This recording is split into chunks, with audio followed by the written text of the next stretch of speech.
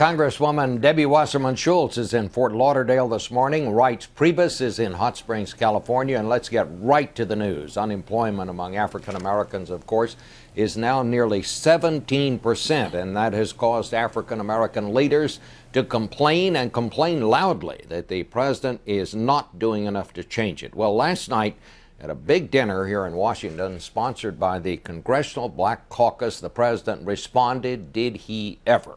Here's part of what he said. I don't have time to feel sorry for myself. I don't have time to complain. I'm going to press on. I expect all of you to march with me and press on. Take off your bedroom slippers. Put on your marching shoes. Shake it off. Stop complaining. Stop grumbling. Stop crying. We are going to press on. We've got work to do. So, Debbie Wasserman Schultz, I got to ask you just flatly, was that good politics? I mean, how is that going to shore up his African-American base? And I guess the other part, is that going to help to get independent voters in the Democratic fold this time? Well, Bob, first of all, very quickly, congratulations on your 20th anniversary. And I was at the dinner last night, heard the speech, was in the midst of the crowd, and they gave the president thunderous applause. The crowd at the Congressional Black Caucus annual gala understands that the president has brought us from the brink of disaster where Republicans under George W. Bush had brought us to the precipice of economic disaster to now a point where we have the beginning of a turnaround. We've created 2.4 million jobs in the private sector over the last 18 months. We've got more to do. And President Obama has appealed to the Congressional Black Caucus and the attendees last night to close ranks, stand behind him, press on to make sure that we can continue to push for things like passage of the American Jobs Act. And that's what we need congressional Republicans to do. We need to come together as a country. We need to focus on a shot in arm that the American Jobs Act would represent. And that's what he was trying to impress upon them last night. Well, Mr. Priebus, what are your thoughts on that?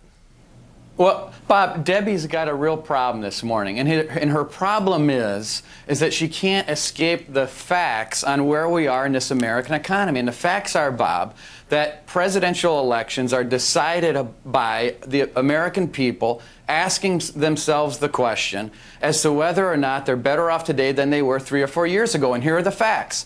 Unemployment is at 9.1%. We've added $4 trillion to the national deficit. With 2.4 million people are unemployed. So my question to the chairwoman is, can she point to one economic statistic in this country that Barack Obama has made better? And she can't. Well, can she name one? All right. Well, here's your chance. One. That's ludicrous. Yes, I can point to the fact that before Barack Obama was inaugurated, we were bleeding 750,000 jobs a month. And now you fast forward, and that was thanks to the Bush administration that focused on making sure that we had 2 wars totally unpaid for, that plunged us from a record surplus to a record deficit, passed a prescription drug plan that, while good for seniors to make sure we cover their prescription drugs, unpaid for. 2 Bush-era tax cuts for the wealthiest, most fortunate Americans, unpaid for. So the deficit that Bob, we find ourselves in today, please let me answer your question. People are hurting in this country. People are hurting in this country. Let her finish her now, answer. 2.5 years later, we have turned the corner. We're no longer dropping like a rock. Now we are moving forward. We've had 18 straight months of job growth, added 2.4 million jobs to the private sector month after month.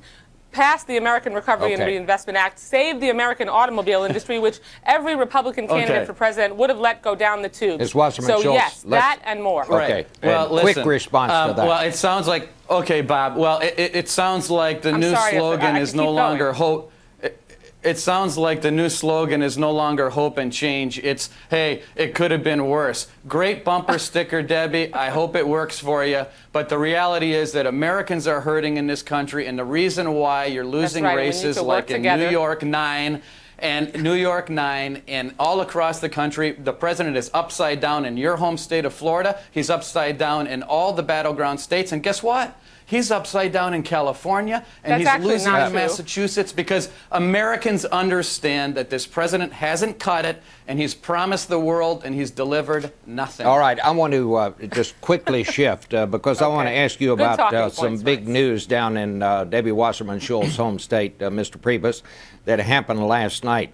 Businessman Herman Cain pulled off an upset in the latest straw poll down there in Florida. He walloped the front runner for the Republican nomination, Rick Perry, who had campaigned hard down there and made a big point of saying he was campaigning hard, and Mitt Romney, who didn't officially compete. Mr. Cain makes a great speech, but I don't see any particular segment of the Republican Party that has been behind him, Mr. Priebus. What does that say about the Republican field that Herman Cain won a straw poll down there? Well, Bob, look, I mean, a lot of different candidates are winning these straw polls. Herman won a couple days ago. You know, Michelle Bachmann won in Iowa. Polling shows Perry and Romney back and forth. Rick Santorum won a straw poll in Pennsylvania. I mean, I know he's from Pennsylvania, but he won that straw poll. Here's the deal. We're going to have a rigorous debate in this country on our side of the aisle. We are going to put up an articulate, intelligent alternative to this president. And I think that people are hungry in this country. Not necessarily for all Republican answers or all Democratic answers. They're hungry for real, authentic people to lead this country, and guess what they have? They have a record to measure this president on, and his record Bob. is Solyndra, Well, let which me is just south ask of you me, this. where 1,100 people Bob, I lost would their like to job, ask and the the president's top policies Mr. aren't working. Priebus, let me ask you this question. Do you think this suggests that somebody Sure. else ought to get in the Republican field, maybe Chris Christie of New Jersey? You know, listen, I said before, look, I'm happy with the field. I think it's a great field. And you know what? Yes, is there time through nomination processes technically to still get in? Sure there is. I mean, it gets harder and harder as you get closer to Iowa. But listen, I mean, the fact of the matter is that we're having the debate on our side of the aisle. The horsepower, the excitement is on the Republican side of the aisle. And the reason why is because people in this country want to save this country economically, and this president isn't doing Bob. the trick. Congresswoman? Bob, since I'm from Florida, let me weigh in on that. It doesn't much matter Where which the of president 9 is upside down, too. Excuse me. It doesn't much matter where you know which one of the Republicans get nominated because they're all the same. This will be a very stark contrast. They are all embracing and bear hugging the Tea Party, moving to the right. They can't move to the right far enough. No matter which candidate is nominated by the Republican Party, they all favor privatizing Social Security, which would pull the safety net out from under our seniors. They all favor ending Medicare as we know it and embrace the Ryan plan to turn it into a voucher program.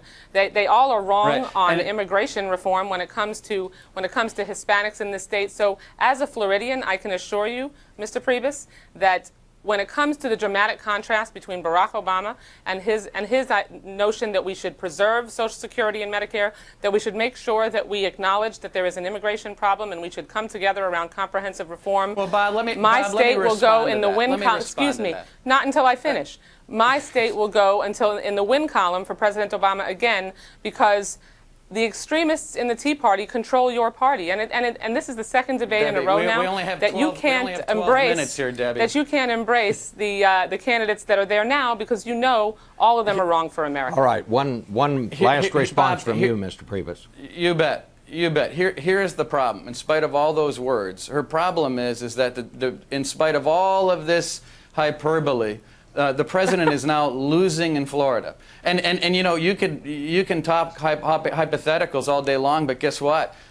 Debbie and the party and the Congressional Committee on the Democratic side tried all of this in New York 9 in a heavily Democratic district, and guess what? They lost. So this has already been tested in a Democratic district. These talking points have been tested. It was tested in and a they're Republican losing. district in And New they're York imploding. 26, and we They're won. imploding. And their base is All imploding. across the country. Hispanics aren't on board. All across the African country, Americans are voters leaving the reject president. His base ending Medicare isn't as we there, know it, Bob, Reince. and that's his problem. All right, I could just let the both of you just keep on going here because you're probably talking could. together, separately, and so on. Thank you all both for being with us this morning. Thank you so much. Obviously, God a bless you, Bob. conversation to be continued.